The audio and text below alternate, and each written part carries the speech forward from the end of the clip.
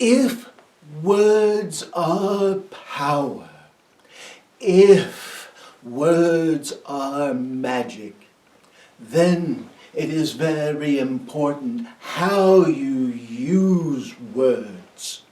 For words have the power to preserve the past, and words have power to be building blocks for the future. Words allow you to store knowledge and communicate. Words allow you to cross spans of time.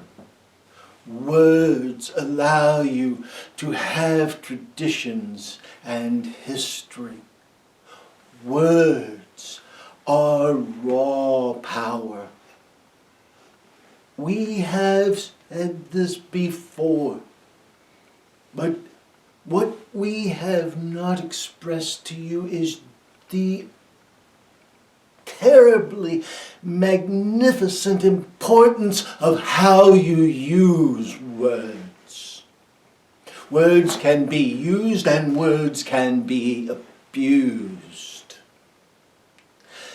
Words can be used to build up and words can be used to tear down.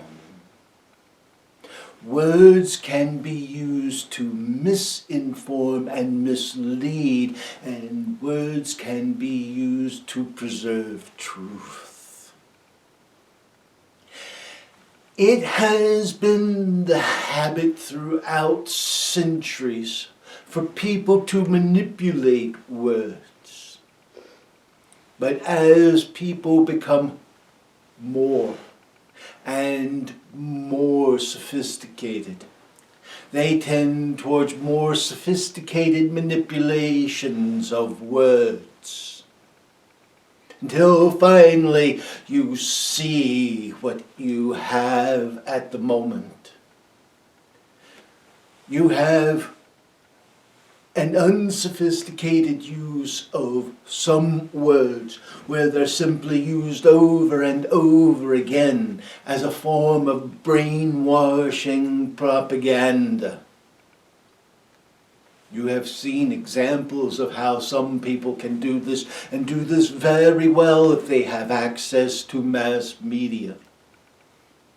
Simply to tell a lie over and over again gives that lie a commonality and an essence of acceptance, and it can eventually seem like truth, but it will still be a lie.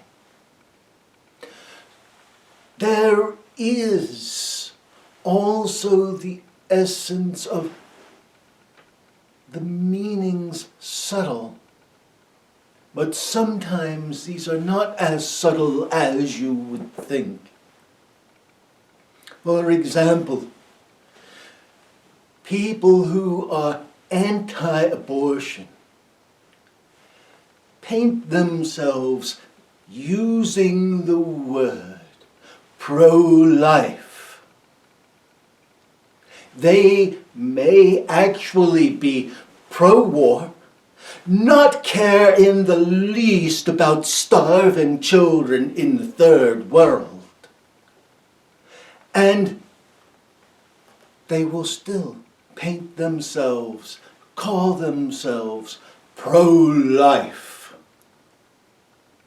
Face it, they're not pro-life, they're anti-abortion. They do not give a damn about life. They don't care about the quality of life once it is born. They don't care about the children that die in wars. And they don't care about the human beings that starve to death, as long as they have food on their tables, and as long as their comforts aren't disrupted, and as long as they can think that they are self-righteous because they call themselves pro-life. There's not a pro-life bone in their little bodies. They are users of black magic. You say, oh, black magic, how can you say that? We're about to tell you. For this is something that was brought into use by the Republican Party, your precious GOP. And Newt Gingrich himself, who worked to make a list of words that could be used, that would mislead people and redirect thoughts, that were used to create a veneer of goodness to manipulate the population and to gain power. Useless, totally useless power for the sake of their own positions. Now with words comes social responsibility. Social responsibility comes with words because words are power. And when you misuse words, when you intentionally resculpt words in order to mislead, when you use words to tear others down and build yourself up, that is the very primal essence of black magic. That is evil, and it is done in politics, and it is done in religions. Oh yes, your religions have done the same thing, more covertly, but they do it. The Republican Party of the United States has just made a concerted, overt effort to practice this form of black magic. But it has been done for thousands of years. Just think, St. Augustine put forth the just war. And the church of the time and the bastardized churches that followed and the kingdoms and rulers of Europe used this as an excuse to colonize and enslave Africa and Asia and the Americas. That is black magic, the misuse of words. And if the church has done it, you know that politicians have done it as well. For who is there that isn't a politician in the church?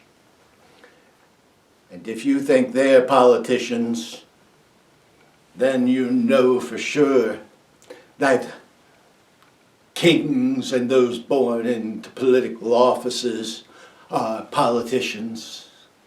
For they have to hold their power and balance their power. And elected officials, oh, they are the worst of the lot, for they have to worry about being elected again, so they continue to juggle their words. Every few years they have to have their words match just the right meanings. The truth is the victim. The people are the victims. And the victims are so brainwashed that they look at these words, they believe these words, and they use these words to put these people into positions over top of them, to subdue them. And now you have crazy theories like QAnon, and people really just spouting out all kinds of conspiracy and misleading things. This is evil. Call it for what it is. Call it lies. Call it evil. Call it black magic. We are telling you now, there is social responsibility that comes with words. And if you are not willing to exercise social responsibility, you do not belong in a position of leadership. Even if the people will vote for you, your leadership will be short-lived, because if you lie, what will happen? You will destroy the very essence of that which you wish to have power over. Think of that. Lies ultimately destroy. Lies ultimately divide. A house that is divided cannot stand. A country that is divided cannot last. A government that is divided will fall. But worse than all of that, when people use these words that would divide, there is a division in their own selves, in their thoughts. For you believe one thing while you say another thing, and you can't even realize what you actually believe because you don't call it what it is. And ultimately, this means you are just terribly askew in your thoughts. The Dharma is not balanced. Your actions and your thoughts are separate. And then what occurs? Karma. Because you cannot know how to act. And you are destroying your own self. This is the power of words. Words can heal.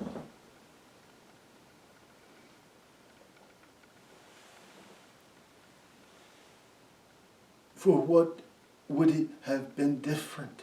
Is it easier to say, I forgive you? Or to take up your bed and walk?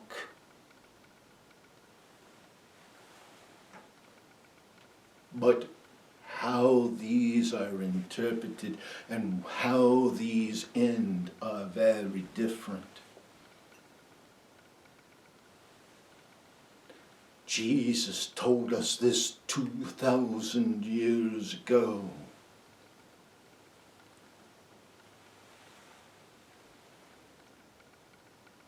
Muhammad told you this. Buddha was aware of this and told his followers often to hold their peace and be silent, to listen to their soul rather than to babble with their mouths.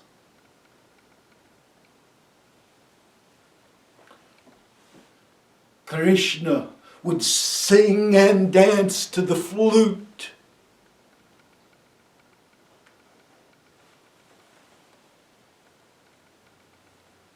Joyfully, with words that brought happiness to all that were around him. And this gave him a power that has held his name living through thousands of years, generation after generation.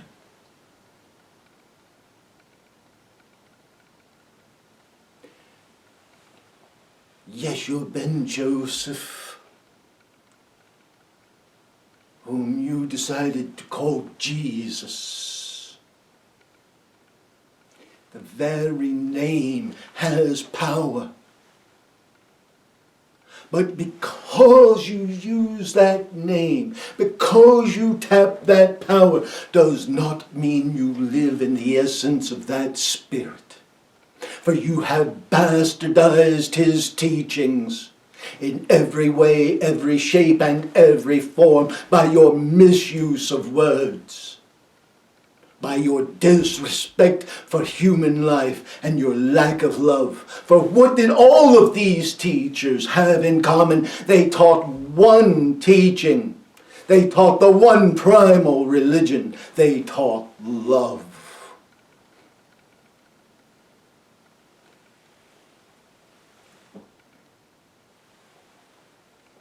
Moses would have taught love, but gave the laws because of the hardness of man's heart. Jesus taught love. Love one another. Love your neighbor as yourself. Buddha taught compassion. Muhammad said, if you do not have love, you will not enter into the kingdom. You will not enter paradise.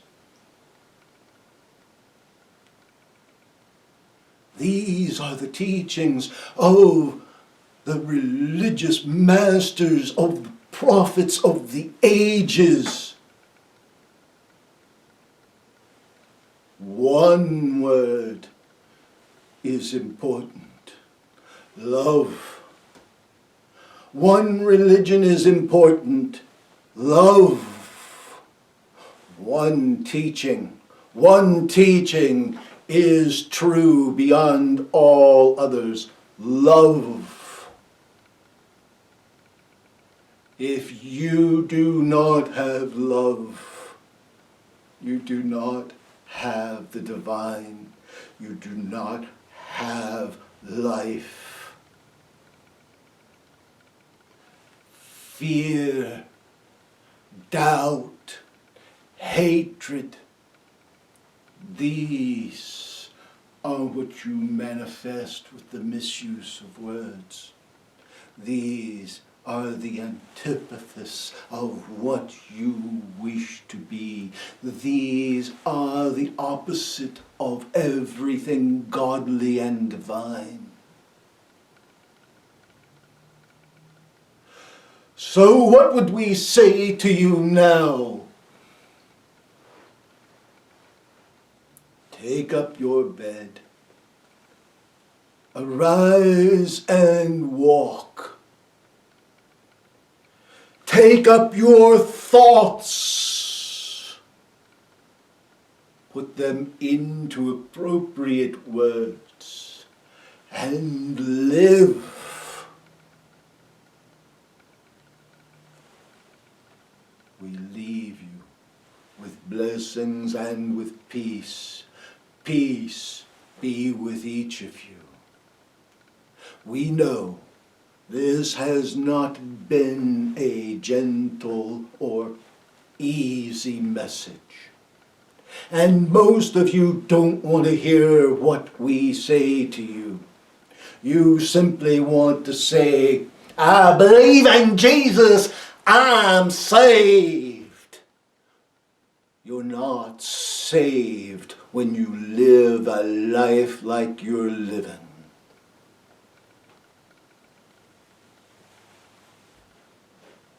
You